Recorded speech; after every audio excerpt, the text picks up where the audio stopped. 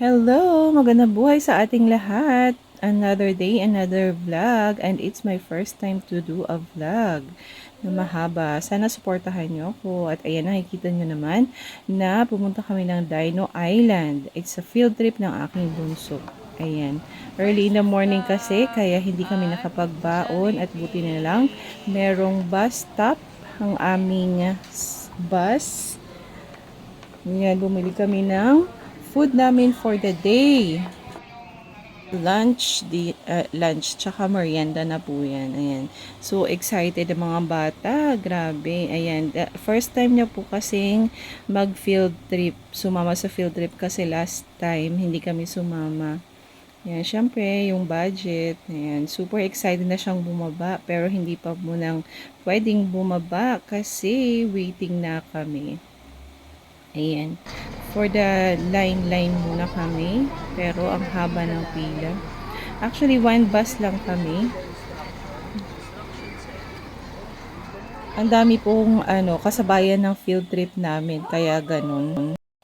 Ayan, at sa wakas ay makakapasok na rin kami.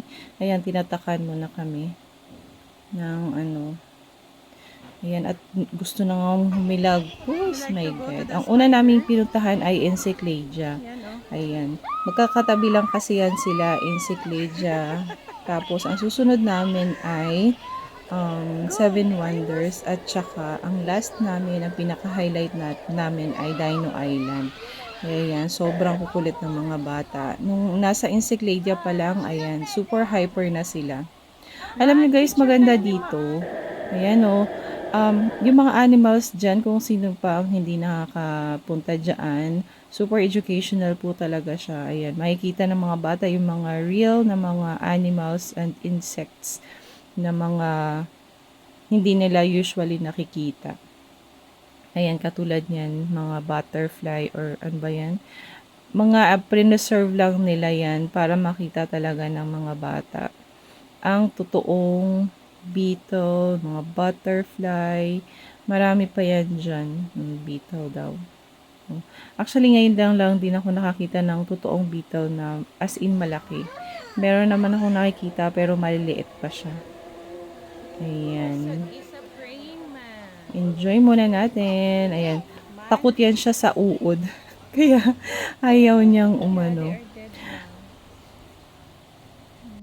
By the way, pag pupunta kayo dito sa mga field trip, ayan, ang mga things to bring ay mga usual towel, tubig, mas madaming tubig, mas maganda kasi sobrang mahal dyan sa loob ng store. Or di kaya hindi naman kasi pag mga ganyan, wala silang tindang tubig, nandun na sa dulo. So, kailangan meron talaga kayong dalang water na sa inyo din. Ayan, inside the Encycledia, merong botanical garden. Meron din siyang botanical garden. Nga pala dyan, mga yan ay merong sound, tsaka trivia. Ayan. Pagkatapos ay nangulit na. That's it for today. Thank you for watching.